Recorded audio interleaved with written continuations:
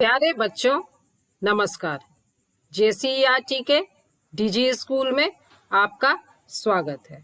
मैं अनुपमा आज आप लोगों के साथ आप लोगों की इंग्लिश बुक डेजी के यूनिट 10A का chapter the tiny little thing पर चर्चा करूंगी।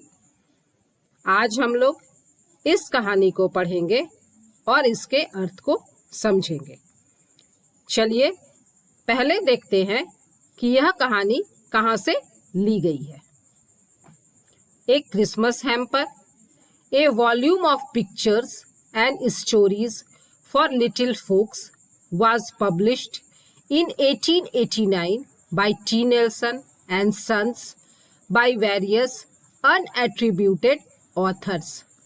तो यह कहानी ली गई है एक किताब से जिसका नाम है a Christmas hamper, a volume of pictures and stories for little focus.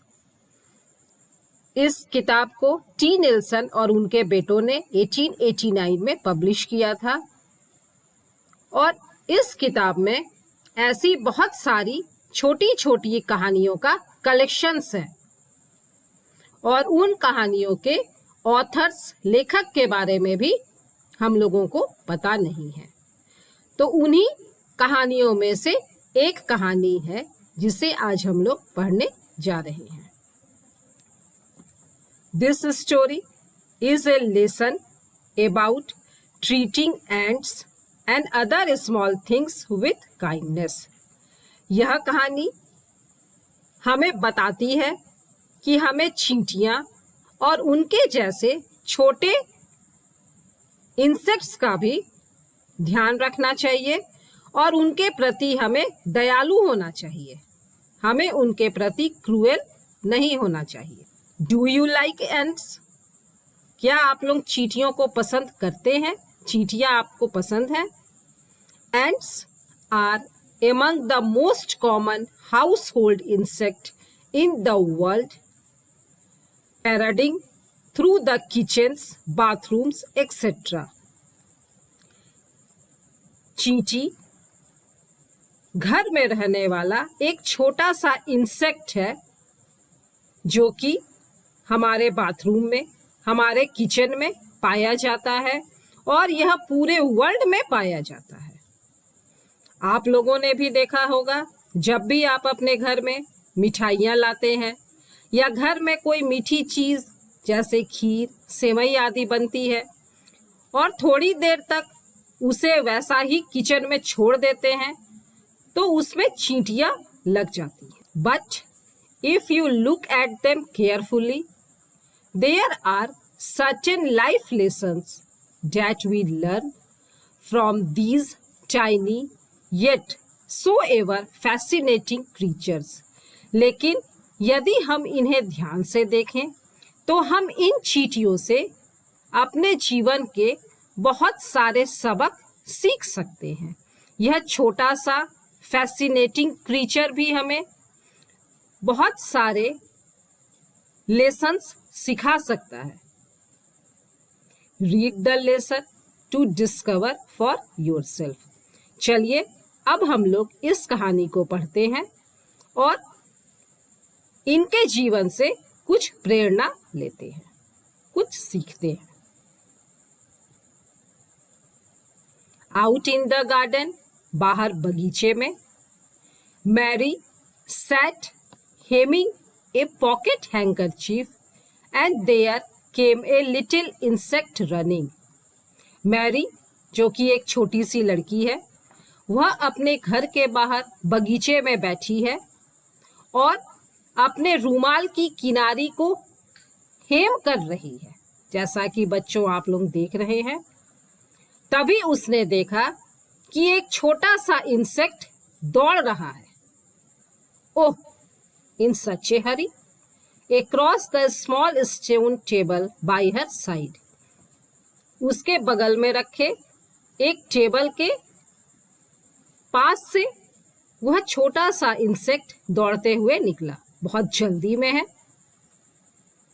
The swing was not done for Mary, liked doing nothing best मेरी को सिलाई करने से ज्यादा कुछ भी पसंद नहीं था, मतलब उसे सिलाई करना बहुत ही अधिक पसंद था। एंड शी थॉट, उसने सोचा, it would be fun to drop her thimble over the little ant. बच्चों, थिम्बल कहते हैं एक छोटा सा कप जो सिलाई करने के दौरान इस तरह से उंगलियों में पहना जाता है ताकि निडल जो है वह उंगलियों में न चुभे, मतलब सुई की चुभन से बचने के लिए सिलाई करने के दौरान सिलाई करने वाला व्यक्ति इसे अपनी उंगलियों में लगा लेता है और इसे कहते हैं थिम्बल। तो मेरी भी सिलाई कर रही थी, उसने भी अपनी उंगली में इस तरह से थिम्बल लगाया हुआ था। तो वह सोचती है कि कितना मजा आएगा यदि मैं थिम्बल को उस छोटी सी चींटी के ऊपर गिरा दूं। Now he is in the dark, said she. उसने वैसा ही किया, थिम्बल को चींटी के ऊपर गिरा दिया। तो चींटी अब थिम्बल के अंदर बंद हो गई और अंधेरे में आ गई। Can he mind, he is only such a little tiny thing. क्या उसे बुरा लगेगा? यह तो एक बहुत ही छोटी सी चीज है। Mary ran away as her mother called her. तभी मैरी की माँ ने उसे बुलाया और वह दौड़कर घर के अंदर चली गई। And she forgot all about the ant under the thimble. और वह भूल गई कि चींटी थिम्बल के अंदर में बंद है। There it was running round and round in the dark prison. चींटी जो कि थिम्बल के अंदर बंद हो गई थी, उसे लग रहा था कि वह प्रिजन जेल में बंद है और वह जेल के अंदर गोल गोल घूम रही थी ताकि वह उस जेल से बाहर निकल सके। With little horns on his head quivering. उसके सर पर जो 2 सींग थे वे कंपन कर रहे थे क्योंकि वह गोल गोल घूम रही थी। Little perfect legs bending as beautifully as those of a racehorse. Racehorse का मतलब होता है घुड़दौड़ का घोड़ा। बच्चों, घोड़ों की जो दौड़ होती है जिसे हम लोग घुड़दौड़ कहते हैं, उसमें जब घोड़ा दौड़ता है तो उसके पैर कितने ब्यूटीफुली, कितने सुंदर ढंग से मुड़ जाते हैं, जैसा कि आप लोग यहाँ पर चित्र में देख रहे हैं। तो उसी तरह से उस छोटी सी चींटी के पांव भी मुड़ गए थे। Its fright was as big as an elephant. चींटी प्रिजन में, जेल में बंद थी। वह बहुत ज्यादा डर गई थी और उसका डर हाथी के जैसा बड़ा हो गया था। आप लोगों ने हाथी को देखा है, जमीन पर रहने वाला यह सबसे बड़ा जीव है।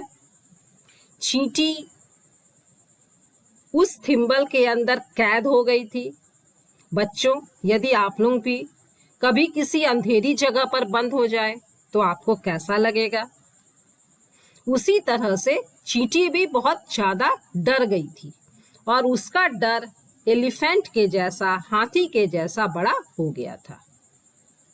ओह, you would have heard it say, if you had been clever enough, I can't get out, I can't get out, I shall lie down and die. तो चींटी बोल रही थी, यदि तुम मुझे सुन सकते हो, मैं बाहर नहीं निकल सकता, मैं बाहर नहीं निकल सकता, मैं लेट जाऊंगा और मर जाऊंगा। चींटी इस तरह से चिल्ला रही थी। Mary went to bed and in the night the rain poured. रात हो गई, मैरी अपने बिस्तर पर सोने चली गई और रात में बारिश हो गई, वर्षा भी हो गई। The handkerchief was soaked. बारिश होने के चलते रूमाल जो कि बाहर गार्डन में ही पड़ा रह गया था वह भीग गया। As if somebody had been crying very much when she went out to fetch it as soon as the sun shone. सुबह जब सूरज निकला, मतलब जब सुबह हो गई, तो मैरी बगीचे में गई उसने देखा कि रुमाल भीगा हुआ है, जैसे कि कोई बहुत ज्यादा रोया है। बच्चों, जब हम लोग रोते हैं तो हमारी आंखों से आंसू निकलते हैं। आंसू हम लोग अपने रुमाल से पोंछते हैं, तो हमारा रुमाल कैसा होता है? रुमाल भीग जाता है। उसी तरह से वह रुमाल भी भीग गया था और उसे देखकर लग रहा था जैसे कोई बहुत ज्यादा रोया है। She remembered who was under the thimble, और तब मेरी को याद आया कि थिम्बल के अंदर कौन है, क्योंकि मैरी तो सो गई थी, भूल गई थी। I wonder what it is doing, said Mary. तो मैरी कहती है कि मुझे आश्चर्य हो रहा है, वह क्या कर रही होगी? वह जो कल से ही उस थिम्बल के अंदर कैद है, बंद है, वह क्या कर रही होगी? But when she lifted up the thimble, जब उसने थिम्बल को ऊपर उठाया, the little tiny thing lay stiff and still. वह जो छोटी सी चींटी थी, वह बिल्कुल शांत थी और अकड़ी हुई थी। वह चींटी बुरी तरह से थक गई थी, क्योंकि वह एक दिन पहले से बंद थी। उसने बाहर निकलने की बहुत कोशिश की, बहुत चिल्लाई, इसलिए वह बहुत ज्यादा थक चुकी थी। और चूंकि वह भूखी थी, कुछ खाई नहीं थी, तो वह बहुत शांत भी हो गई थी। थकान और भूख के कारण वह चींटी बहुत शांत और अकड़ी हुई थी। Oh, did it die of being under the thimble? She said aloud. Mary ने कहा, क्या वह थिम्बल के अंदर मर गई? I am afraid it died.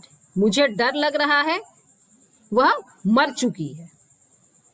Mary जो है उसने तो अपने मजे के लिए उस चींटी को थिम्बल के अंदर बंद कर दिया था। उसने सोचा था वह थोड़ी देर में थिम्बल को उठाकर उसे जाने देगी, लेकिन वह घर के अंदर चली गई और भूल गई। अब उसे अपनी गलती का एहसास हो रहा था और वह बहुत डर गई थी, सहम गई थी कि क्या चींटी उस थिम्बल के अंदर मर गई। बच्चों, अगले भाग में हम लोग जानते हैं कि चींटी के साथ क्या होता है। क्या वह चींटी सचमुच मर जाती है? और चलिए, अभी तक हम लोगों ने जितनी कहानी पढ़ी उसे हम लोगों ने कितना समझा, इसे चेक कर लेते हैं। Comprehension check 1. First question is, what was Mary doing? Mary क्या कर रही थी? तो मैरी अपने रुमाल को हेम कर रही थी। Mary was hemming a pocket handkerchief. Question number 2, who came running in a hurry? कौन बहुत जल्दी में दौड़ रहा था? An ant came running in a hurry. एक चींटी बहुत तेजी में दौड़कर आई. What did Mary do for fun? Mary ने मजे के लिए क्या किया? तो मैरी ने अपने थिम्बल को उस चींटी के ऊपर गिरा दिया. Mary dropped her thimble over the little ant for fun. तो बच्चों, मिलते हैं अगले वीडियो में आगे की कहानी को जानने के लिए। तब तक स्वस्थ रहिए, सुरक्षित रहिए, पढ़ते रहिए। Thank you.